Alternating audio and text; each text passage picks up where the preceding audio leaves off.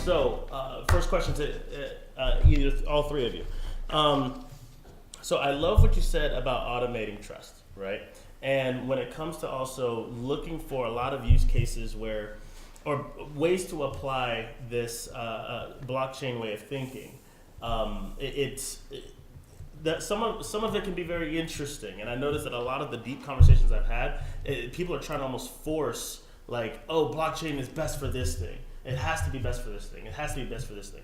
What are you all seeing that when it comes to blockchain, you gave like 4 different areas, but one in there is really like inspiring you that you're just like, wow, if really something shifted in the thinking and how this is being handled that's in the world today right now, that it would shift things forever, that would really be worth our time and our efforts. So that's a great question that you've asked, George. I know you'll get on top of this. Right. The way that I look at perceive blockchain, it's truly just a transfer of trust. To piggyback off what George says, that's what it truly, truly is. I mean, just look at our systems, look at our processes. People don't trust each other. They have these mechanisms in place for that.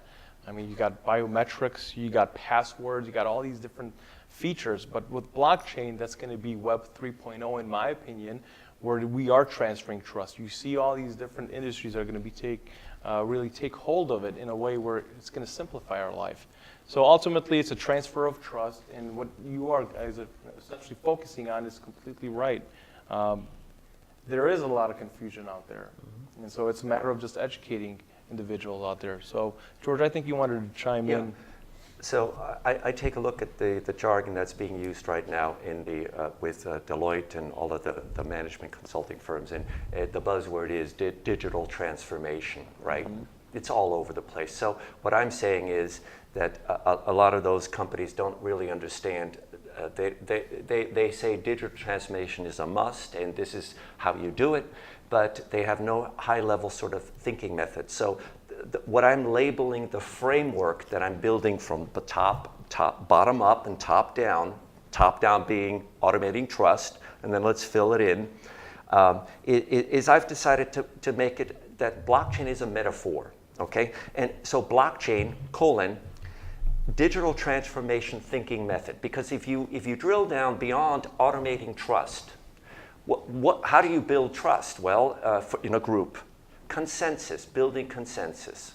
So, and then tokenization. How do you take something that previously you've not been able to create a digital asset with something? You have to expand your thinking about what in a group of people can be digitized as value. And that exercise to say, what is it that we can capture and build into a blockchain as a token or some sort of a digital asset?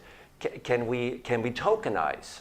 So you have to expand your thinking beyond the way we think of assets and transfer of assets and how people operate together. So for me, digital transformation so that we can fold this into what is already being promoted, piggyback ride on digital transformation, that we don't have to recreate the marketing machine. It's already out there. We say, blockchain is a way, if you think and study what it's trying to do, the technology is not quite there yet, okay? What are we trying to do? Let's say if we can help us do the digital transformation with the blockchain thinking, okay? So I think, again, that's very high level, but I think we need to come at this to not go into a winter. Because what's going to happen is we have cryptocurrency have collapsed. Everybody thinks that cryptocurrency is blockchain.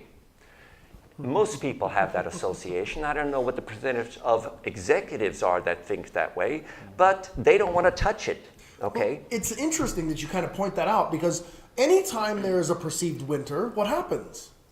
VC, the funding disappears. Funding and exploration and curiosity. So one of the reasons why we're having this conversation, especially with amazing people like you guys, is to continue to increase and facilitate the curiosity around some of these technologies. So today we're talking about blockchain. Tomorrow, we're going to be talking about some amazing technology, and we don't know where it's going to go. I love that you brought up AI, George, because like you said, there's been a winter around AI, and some of that's been because of technology limitations, but some of it is really driven by thought, right? just a thinking, just an application, a curiosity of how to solve this problem. So to continue to make people, how many of you guys are at home or here in the room, how many of you are curious about this concept of making this about trust? How many of you, how many of you, trust is important to you? So if trust is important to you, should somebody be curious about blockchain, guys?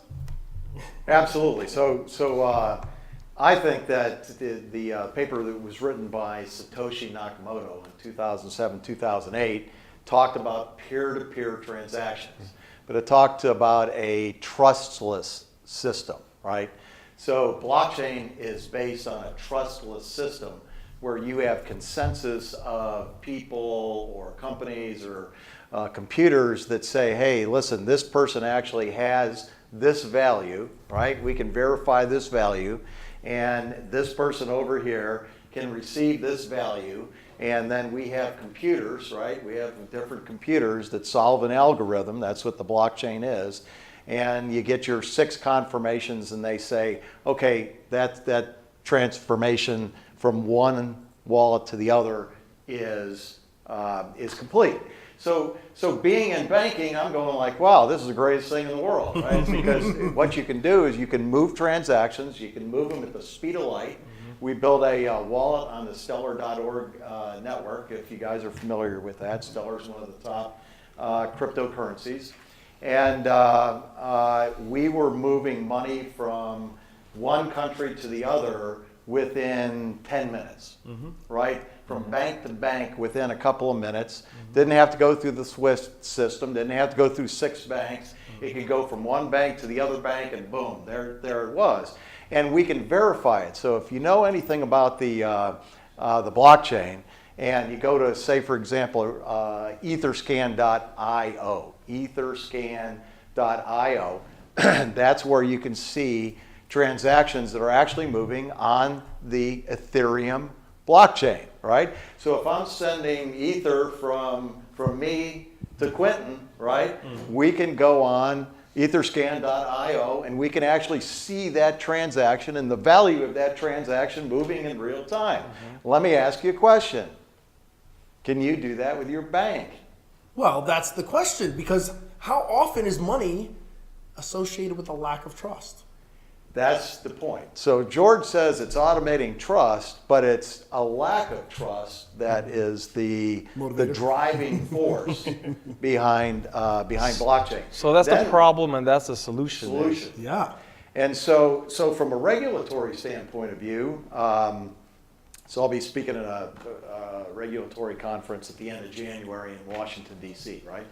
So AML, BSA, KYC, that's a big thing in banking.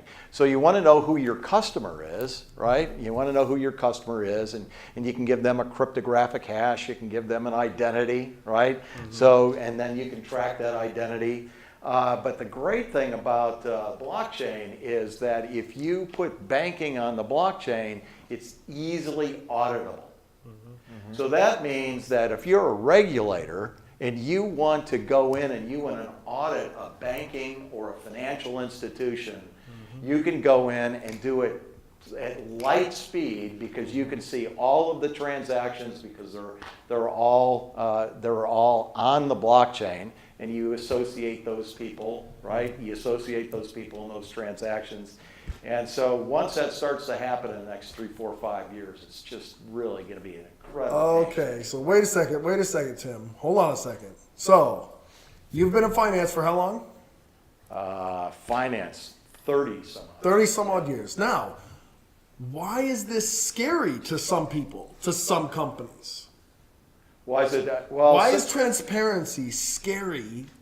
Because we're talking about trust. Yeah. So we're talking about pain points and solutions to problems. So those of you at home and those of you in the audience, you want to be able to trust your financial transactions, but we have seen time over time that there are some less than above board transactions and activities that sometimes take place in the financial markets. Right. So how does this clean that up? because it's recorded and you can follow it. So let's say you trade stocks, okay? You're in stock trading, or you're in commodities trading, right? So that's commodities, kind of like the wild, wild west when I was in it. And so when you're trading stocks or commodities and you're buying those stocks or commodities, you have to do a tremendous amount of research to really know what you're doing, options, stocks, whatever it might be. But when that stock is moving from one brokerage firm to another brokerage firm, and say, for example, I'm not going to mention, say a large, say a large brokerage firm, right, puts out a report and says ABC stock is going to be underperforming, right? Does that mean that brokerage firm wants to buy that stock at a lower price? Maybe. Or if they say it's going to overperform, does that mean that they have a portfolio that they need to move? So can I tell you whether or not the brokerage firm that I'm doing business with has a position in that stock usually? Not all the time. There's not that. But There's not always that transparency. But if you put it on the blockchain, you could. So that's a great thing. And that's one of the things that we want people to be curious about. We want people to be excited about it because the transparency and trust can help us have a little bit more confidence in our systems. So let me just point something out real quick. I think we have to be careful because it's easy to try to use technology to solve or to be the solution for the human condition, which is flawed. Okay, so on this side of the spectrum, you have anarchists that are positioning the blockchain that is going to disintermediate, take out the middleman. And that's just not realistic. You know, the middleman, by definition, is not evil and doesn't need to be taken out. And the middleman is going to take care of himself. Look at Amazon. They came out and announced saying, blockchain, we've been doing that for a long time. We have a better product. It's called the distributed ledger something something. They did a brilliant maneuver to say, blockchain is overhyped. We've been doing it. None of our clients need a blockchain, but we have something better than a blockchain. There's a press release. It's a brilliant marketing maneuver. Google hasn't paid attention to the blockchain at all. They're kind of overlooking it. But let me tell you, one of the most impactful things that blockchain is going to do is take artificial intelligence and the massive amounts of centralized data out of the hands of the big cloud providers, okay? So the decentralizing and putting artificial intelligence, the data, the value chain of data, where the data resides, who owns it, and the machine learning algorithms to do predictions, they're all in the cloud now. We don't own that, okay? Now, how many of you, there's a great saying, it says, technology first comes out, says we don't need it. The second thing is we can't live without it. And when the second thing happens, you don't know you're using it, okay?